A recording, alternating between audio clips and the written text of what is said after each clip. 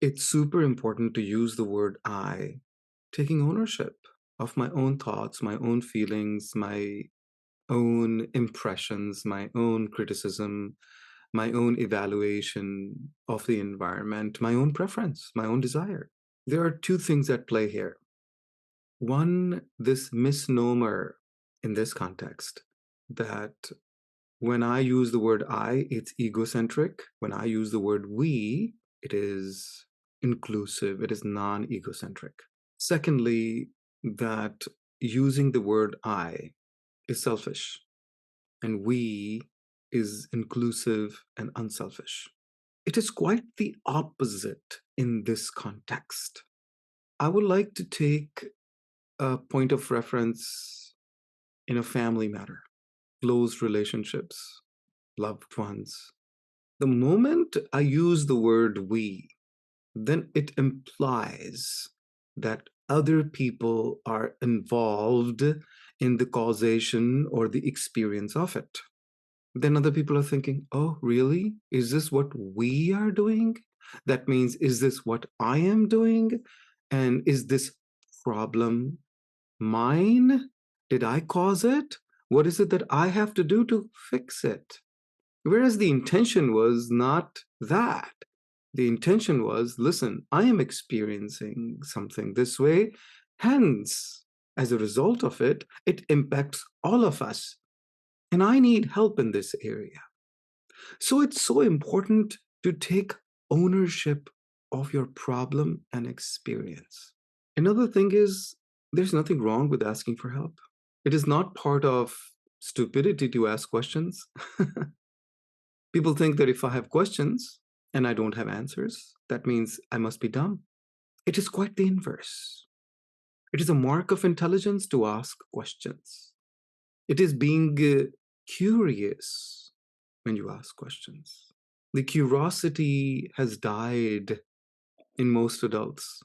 They don't ask curious questions because they were dummified when they asked the questions from their parents or adults. The basic things like, why is sky blue? Why is grass green? Why do I feel cold in winter? Why do I feel hot in summer? The 3 to 5 year olds, they ask all kinds of questions. And then parents get tired or they just don't have the answers. And they feel that they must have all the answers versus, oh, good question. Well, I don't know either. Let's find out. So that the curiosity of the child doesn't die. So that when we grow older, we continue to seek answer to important questions. It is not the lack of answers because Google has it now. I remember giving a talk in a school about 10 years ago. I was telling them, you can't compete with Google, so don't memorize answers. You get no benefit in memorizing answers. Somebody asked Einstein what his phone number was. He opened up a phone directory and looked up his name and gave his phone number. And the person said, you don't know your phone number? He said, why do I need to remember this information when it is already there in the phone directory? It's mark of a genius to keep your mind empty of unnecessary information that can be easily found out. Then you keep your mind free for important questions. What is missing is questions. Google cannot ask questions. Google only gives answers. Yes, yes, I know, Chat GPT and all that. We have a lot of AI stuff which can even generate questions. Eternal curiosity is what is needed. Going back to the original ownership of self, I am having a certain experience. I'm having a certain issue. I have a question. How do I solve it? Why am I feeling this way? I'm feeling this way. I don't want to feel this way. Instead of throwing, assuming the cause of my situation is somewhere out there. Not only somewhere out there, it's your immediate loved ones. Parents have done that. Our previous generation has done that because they did not know how to express themselves or their feelings in a concise, contained manner and not feel embarrassed. It's good to be vulnerable. It is important to be vulnerable. It is necessary to be vulnerable. Vulnerability means that I am good being myself. Vulnerability is an essential step for me to believe in myself. Believing in myself comes before having faith in myself and comes even before having confidence in myself. And there is wholesomeness and beauty and wonderfulness in this vulnerability that when I'm feeling less than perfect, it's okay. I believe in myself.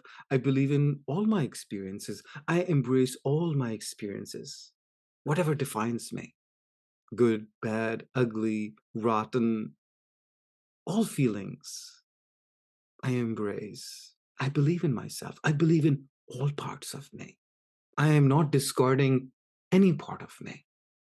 And when I am vulnerable, when I allow myself to be vulnerable and I embrace all parts of me, I believe in the way I am. I'm confident. I actually love me. I love all parts of me.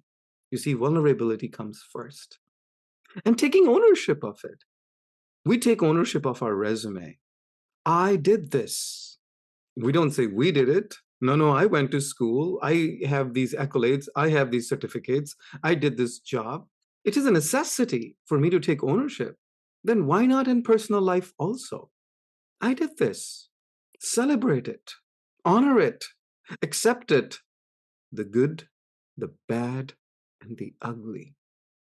Sooner or later, then we will no longer see the ugly as ugly. Ugly is just another color. Bad is just another color. And good is just another color in my life. When I embrace all parts of me, then I become wholesome and complete. Then taking ownership as I is not ego, it is not selfish. It is quite unselfish and non egotist. And as a good friend of mine reminded me, we do need a little bit of ego. Yes, have it. Have it. When I take ownership of my thoughts, words, and feelings and express them as I, not we, what am I telling myself? I'm telling myself I love me. I believe in myself. I believe in my inner child. Mistake is not a mistake when you take ownership of the mistake and you do something about it.